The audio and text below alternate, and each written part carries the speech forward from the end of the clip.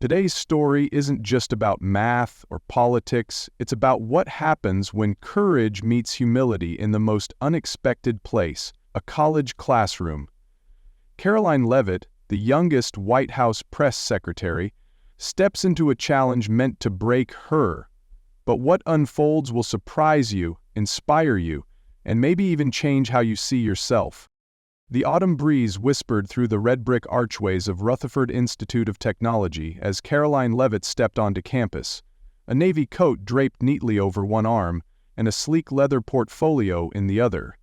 Known across the country as the youngest White House press secretary in history, she moved with quiet confidence, not flaunting authority, but carrying it with the composure of someone who'd fought to earn every inch of respect. The Civic Innovation Forum was in full swing, and Karoline had been invited not to speak, but to observe, a rare luxury in a job built on constant performance. As she walked past clusters of undergrads debating policy over coffee and STEM majors buried in equations on outdoor benches, she couldn't help but feel a quiet nostalgia. This place reminded her of her early days at St. Nannal, the small university where she had once taught herself advanced mathematics to decode voter behavior, policy shifts, and media sentiment, long before she ever stepped behind a White House podium. Inside the modern glass-walled lecture hall, anticipation buzzed like static. Karoline slipped into the back row, hoping to watch unnoticed. Her silver necklace, a delicate cross, glinted briefly under the fluorescent lights, catching the eye of a few students whispering her name. Some recognized her, others weren't sure. A reporter from PolitiNext double-checked his press badge, sensing something might unfold. Up front, a nameplate read, Dr. Malcolm Harrington, Department of Mathematical Philosophy, and the man behind it, a tall silver-haired professor in a gray vest, scanned the room with the detached intensity of someone who didn't tolerate disruptions. As Karoline opened her folder, a low voice behind her whispered, "Isn't that Leavitt? What's she doing here?" She didn't look up. She was used to entering rooms that weren't built for her, but today she had no idea just how far that reality would be tested. The lights dimmed slightly as Dr. Malcolm Harrington took the stage, the air in the lecture hall thick with anticipation. A well-respected figure in academic circles, Harrington was both feared and revered by students for his uncompromising standards and his disdain for anything he considered performative intellect, especially when it came from politicians. A chalkboard loomed behind him like a battlefield, and with a piece of white chalk in hand he glanced over the crowd with a smirk that didn't quite reach his eyes. When his gaze landed on Karoline Leavitt, seated near the back, it lingered. He leaned toward the microphone, voice cool and cutting. "Before we begin, I see we have a distinguished guest among us today," he said, pausing just long enough for the students to turn in unison toward Karoline. "Miss Karoline Leavitt, Press Secretary to the President. Or should I say, the mathematical mind behind America's message machine." Laughter rippled through the room. Not cruel but tense, Karoline didn't flinch. Harrington continued, "They say Ms. Leavitt is not just a wordsmith but a strategist grounded in data and analytics. Let's put that to the test, shall we?" Without waiting for permission, he turned and began scribbling a complex integral on the board. Nested functions, multiple variables, a composition most undergrads wouldn't touch without hours of prep. His hand moved fast, precise, leaving behind a problem designed to impress and intimidate. The final equation stretched nearly the length of the board. "Let's see if the press secretary can apply more than political spin," he said, stepping back. "Ms. Leavitt, would you care to try?" For a beat, the room held its breath. Reporters' hands flew to cameras. Students leaned forward, the glow of smartphones illuminating curious faces. Karoline stood slowly, her movement smooth but deliberate, like someone walking into a storm she'd seen coming from miles away. She stepped down the aisle, her heels echoing softly, and took the chalk without a word. Dr. Harrington raised an eyebrow, clearly expecting hesitation. Instead, she turned to the board, scanned the problem once, and began to write. Variable substitution, function simplification, chain rule application. Her hand moved like it belonged there, steady, assured. The only sounds were the squeak of chalk and the soft rustle of students flipping their notes in disbelief. A freshman in the second row whispered, "Wait, is she actually doing it?" A senior in the back leaned in, eyes narrowed. Within 2 minutes, the problem was solved. Every line tight, every symbol correct. Karoline capped the chalk, placed it on the ledge, and turned back to the crowd. "Done," she said simply. Harrington stepped forward, examining the board like a scientist looking for a flaw in nature. None. His smirk faltered, just barely. "Impressive," he muttered. But his tone betrayed more than surprise. It revealed a spark of threat. From the crowd, a slow ripple of whispers began. "She's for real. That was perfect." But Karoline had already returned to her seat, expression unreadable. She knew the real test hadn't even started. As Karoline took her seat, the atmosphere shifted. It was as if the air itself had thickened, a communal realization dawning across the lecture hall. This wasn't a fluke. Dr. Harrington, however, was far from ready to concede anything. He turned back to the chalkboard with a forced chuckle, his pride bruised but not broken. "That was just a warm-up," he said, voice louder now, almost theatrical. "Let's move on to something more substantial." The chalk tapped against the board with greater force this time, drawing curves and symbols in a dense web of derivatives and logarithmic expressions. What emerged was a multi-layered chain rule problem, complex, unforgiving, the kind that even his top graduate students would wrestle with. A hush fell over the room again. Phones were raised discreetly. Reporters leaned in, sensing that something viral was unfolding. "Let's see if you're still as fast when the problem bites back," Harrington said, stepping away with a smirk, arms crossed. The spotlight now fully returned to Karoline. She stood without a word, adjusted her sleeves, and approached the board again. This time with the weight of the room's full attention. She paused just long enough to read the entire equation, then began. Her first step was clean, inner derivative extracted. Then she streamlined variables, canceled out exponents, and moved with a rhythm that felt almost choreographed. But it wasn't just the speed that stunned the students, it was the clarity. Each step seemed deliberate, almost educational. As her chalk slid across the board, she glanced at the students. "Derivatives," she said casually, "are just ways of understanding change, like voter shifts during an election. They don't move randomly, they follow momentum." A few students blinked, surprised. One girl whispered, "She's teaching while solving it?" Another added, "That actually makes sense." Even the reporters looked at each other, some smiling, already drafting headlines in their heads. Then, without fanfare, Karoline finished the final step. She capped the chalk again and stepped back, a perfect solution, framed by the white grid of equations that had once seemed impossible. She turned slightly, her voice calm. "Done." The silence that followed was unlike the last. It was heavier, charged not with disbelief, but with awe. A boy near the front rubbed his eyes. "She did it again," he whispered, "and faster." Harrington stood frozen, eyes fixed on the board. He walked up and scanned the solution line by line, his jaw tightening with every flawless transition. No error, no shortcut, no luck. "Remarkable," he finally said, though the word caught in his throat. But instead of applause, there was only more silence. Respectful, almost reverent.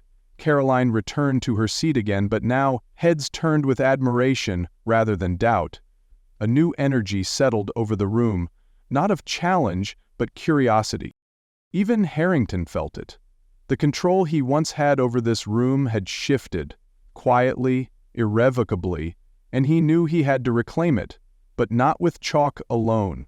The next move, he realized, had to be decisive, or this press secretary might just teach his class better than he ever had. Dr. Harrington's fingers clenched the chalk a little tighter this time. His jaw locked as he turned to the board with mechanical precision, drawing a breath through his nose like a soldier preparing for battle. The students could feel the shift, not just in difficulty, but in intent. This wasn't about proving a point anymore. It was about restoring control. The next problem he chalked onto the board was a layered beast, a composite chain of nested derivatives involving exponential decay functions, logarithmic terms, and variable inversions. the kind of problem that could take a full exam period to unpack. As he finished the final symbol with a sharp flourish, he stepped aside, chalk dust trailing from his hand like smoke after cannon fire. "If you can do this one," he said, his voice clipped, "maybe I'll consider the rumors of your genius to have a sliver of merit." The room was electric with tension. Students sat forward, silent. Reporters zoomed their lenses tighter. In the back row, even the skeptical ones, like Jasper J.D. Durant, had gone from dismissive smirks to furrowed brows. Karoline stood once more, every movement deliberate but without drama. As she reached the board, she paused, her eyes scanning the problem with calm intensity. The complexity didn't then she began to solve. This time her approach was even more masterful. She tackled the innermost functions first, simplifying step by step like peeling the layers of a stubborn onion. As the chalk moved, she spoke, not boastfully but as if thinking aloud for the room. "It's like policy modeling," she said casually. "You start with the micro factors, district-level trends, and work your way up to federal shifts. Break it down, and even chaos makes sense."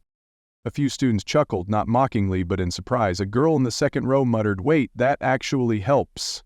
A boy behind her nodded, "Yeah, it's like calculus for Congress." With a final stroke, Karoline wrote the concluding simplification and drew a box around the answer. Neat, precise, undeniably correct. She stepped back and turned toward Harrington. "Done," she said again, and this time she smiled, just slightly. A ripple of murmurs followed. More students whispered. The shift was no longer subtle, it was palpable. Respect had entered the room like a new participant. Harrington stepped forward, inspecting each line again. His silence now wasn't contemplative, it was defensive. Each step she'd taken mirrored his own preferred method. She hadn't just solved it, she'd done it the way he would have taught it. "Interesting," he muttered finally, retreating from the board. But the room didn't need his approval anymore. Karoline's chalk hadn't just cracked the equation, it had cracked the ceiling of their assumptions. She wasn't a guest anymore. She was part of the room, part of the conversation. And while Harrington didn't say it, his next move would show it. He wasn't just losing control of the class, he was losing the war of perception, and he knew he had one card left to play. One desperate, escalating card. The applause was hesitant at first, like a ripple testing uncertain waters, but it quickly grew into murmurs of disbelief. Students leaned into one another, comparing whispered impressions of what they'd just witnessed. But in the middle of the growing buzz, a sharp voice cut through like glass shattering on tile. "Hold on," said Jasper G.D. Durant, a well-known campus debater with a reputation for confrontational brilliance and an ego that rarely allowed him to sit quietly for long. He stood up slowly from the third row, arms folded, his tone saturated with suspicion. "This isn't adding up." A few heads turned toward him. "No offense," he said, looking at Karoline, "but how does a press secretary solve problems like that without prep? Either you memorized those problems in advance or someone fed them to you." The room shifted again, this time with tension sharpened by doubt. Some students exchanged hesitant glances. Others frowned at J.D., but no one spoke.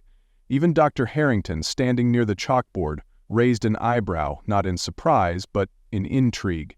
The accusation gave him cover, a chance to regroup. "A fair question," Harrington said, stepping forward with a flicker of renewed confidence. Given the speed and precision, it would be irresponsible not to confirm the integrity of the process. He turned to Karoline, now the focal point of the entire room's scrutiny. "Why don't we eliminate any suspicion," he suggested, "and pick a problem at random, right here, right now." He gestured toward the thick calculus textbook on his podium. "No prep, no familiarity, just raw skill." Reporters leaned forward in unison, the flick of camera shutters audible. They knew this was the viral moment they'd hoped for. Students stiffened, caught between curiosity and discomfort, but Karoline didn't flinch. She tilted her head slightly and replied, "Sure." Her voice was calm, not defensive, not performative, just grounded. She walked to the podium, picked up the textbook, Early Transcendentals, Advanced Calculus, and without ceremony flipped it open to a random page. Page 247. Her finger landed on a problem tucked in the bottom corner of the page. A high-order derivative involving nested trigonometric functions, the kind that made even graduate students groan. She read it once, then picked up the chalk. No words, just action. She began to solve, and just like before, her mind moved like water, fluid, fast, unbroken. Product rule, trig simplification, second derivative partials. She layered each step with grace and logic, not skipping, not stalling. The students watched with jaws slightly slack. Even J.D., arms still crossed, began to shift uncomfortably. Within 4 minutes, the problem was complete. Karoline boxed the final answer and turned. "Done," she said, for the 3rd time that day. The silence was deafening, then broken only by the soft sound of J.D. sitting back down, face flushed. "She didn't cheat," a girl near the front whispered. "She's just better than him." Dr. Harrington stepped to the board once again, reading each line, this time slower, more reverently, and though he didn't say a word, everyone could tell. The doubt had shifted, and it wasn't on her anymore.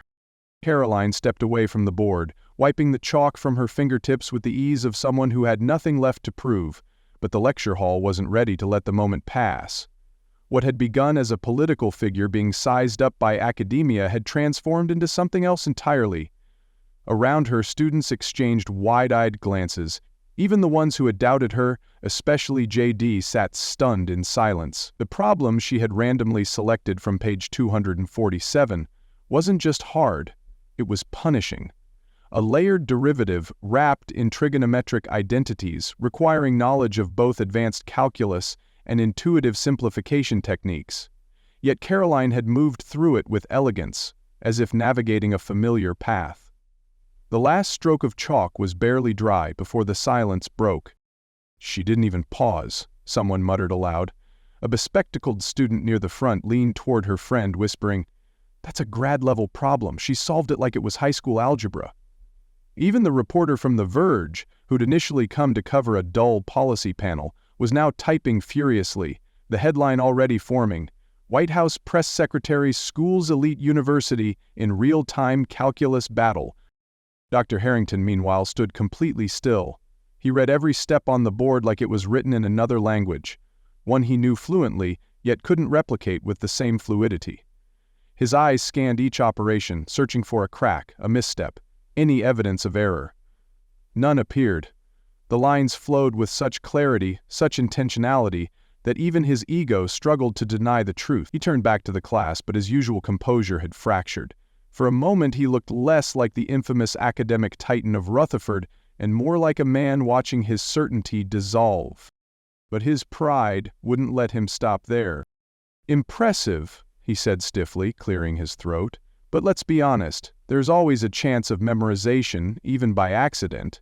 We still haven't tested true adaptability, the kind that separates textbook familiarity from real-time intelligence." He walked to the chalkboard and drew a deep breath. "If you're as good as you appear, Ms. Leavitt, then I challenge you, no, I dare you, to solve one more, and this time it won't come from a page or a plan." The room hushed again. Karoline stood silently as he picked up the chalk once more. With deliberate slowness, he began writing a nonlinear differential equation so complex that even the students closest to the board couldn't follow the logic right away. Logarithmic decay wrapped inside exponential growth, irregular boundaries, cross-referencing variable dependencies.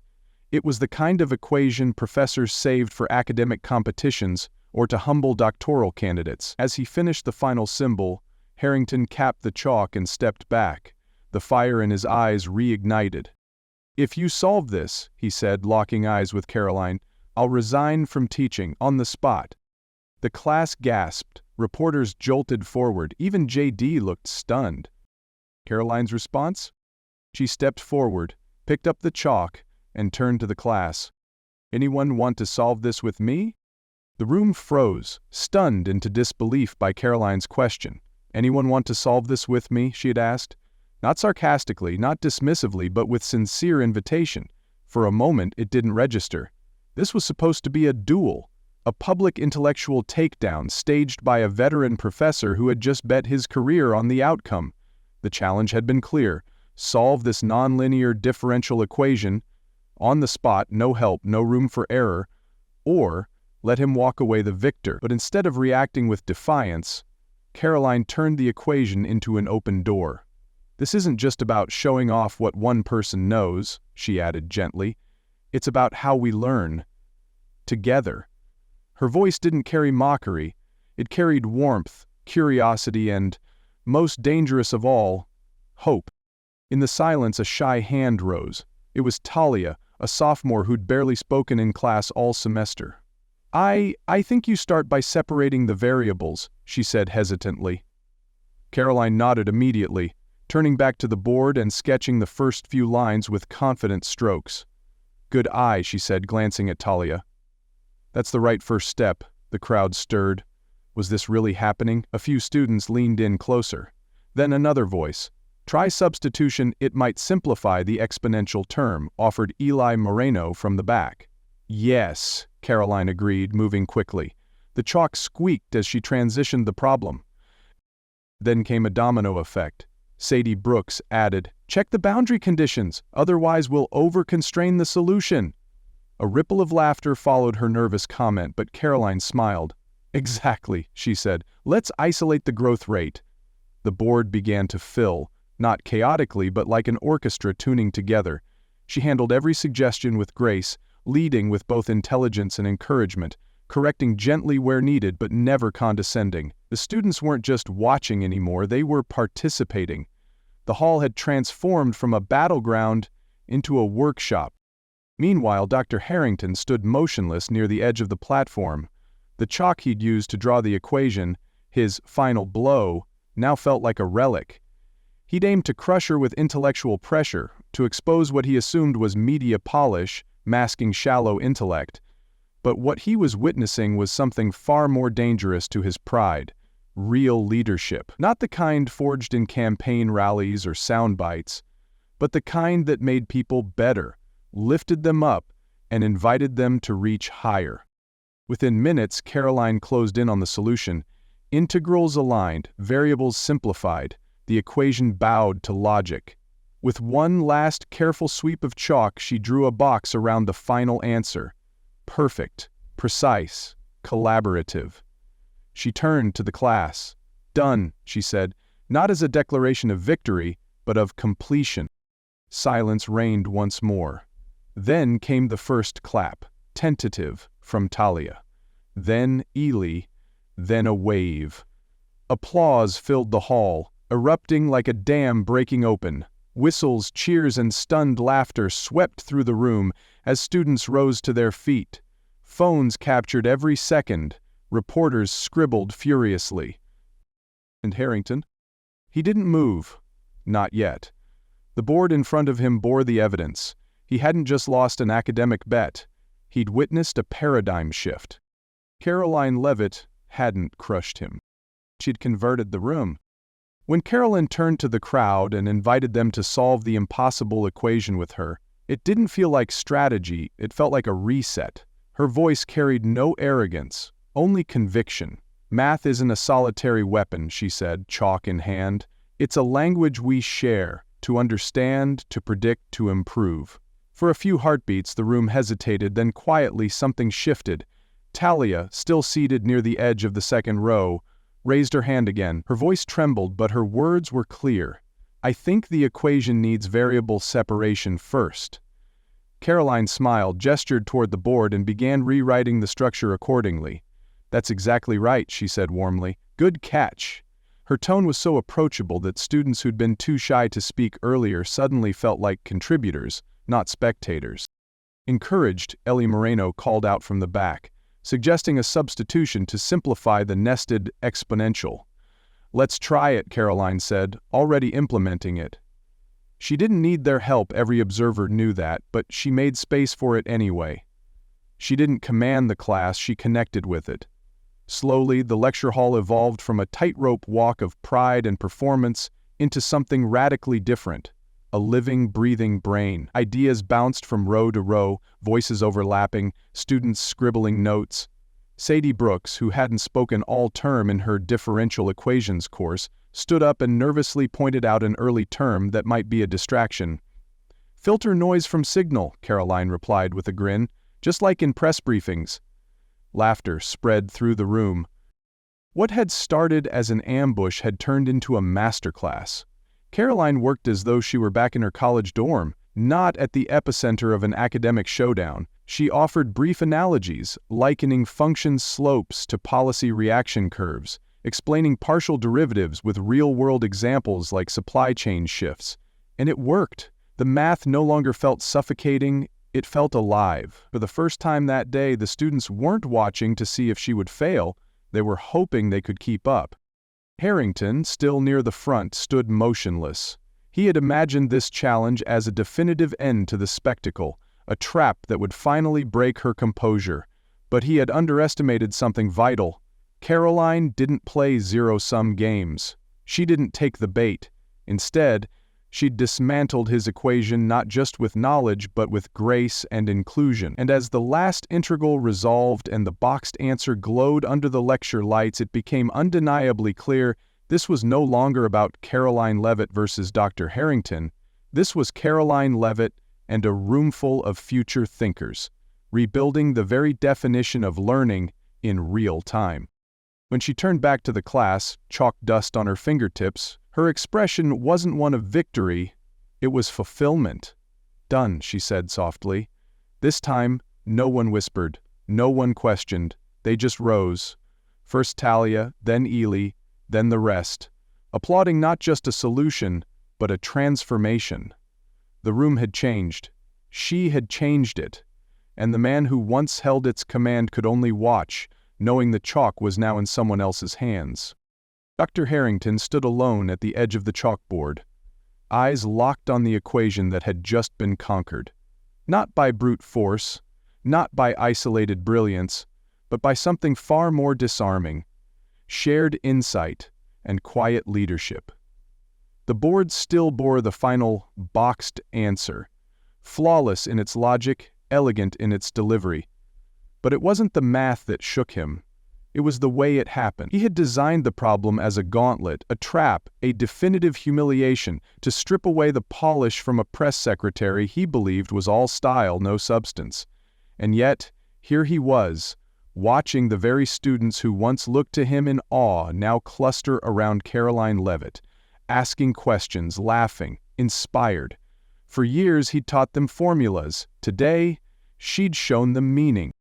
He stepped forward slowly, the clap of applause still echoing faintly in the high ceilings.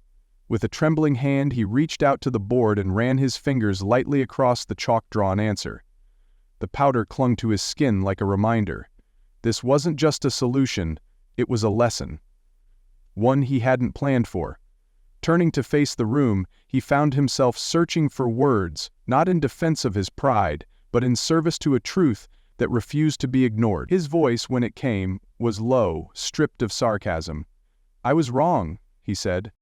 The room stilled instantly. "I thought she came here with a reputation and nothing behind it. I thought she was a symbol, not a mind." He looked toward Karoline, who met his gaze without triumph. "But I underestimated her. And worse, I underestimated all of you." His words landed with weight, not apology as spectacle, but as confession. Today reminded me why I started teaching in the first place. It wasn't to prove I'm the smartest person in the room. It was to help people see that they can be. There was silence, then a single clap, from Talia, then Eli, then the rest followed. The applause this time wasn't celebratory, it was respectful, healing. Karoline stepped forward slowly, extending her hand, not in victory, but in peace.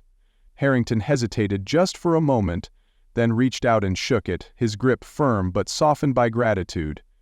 "You didn't beat me," he murmured so only she could hear. "You reminded me." Karoline smiled, nodding gently. "We all forget sometimes," she said. "What matters is that we remember." The class buzzed again, not with debate but with revelation.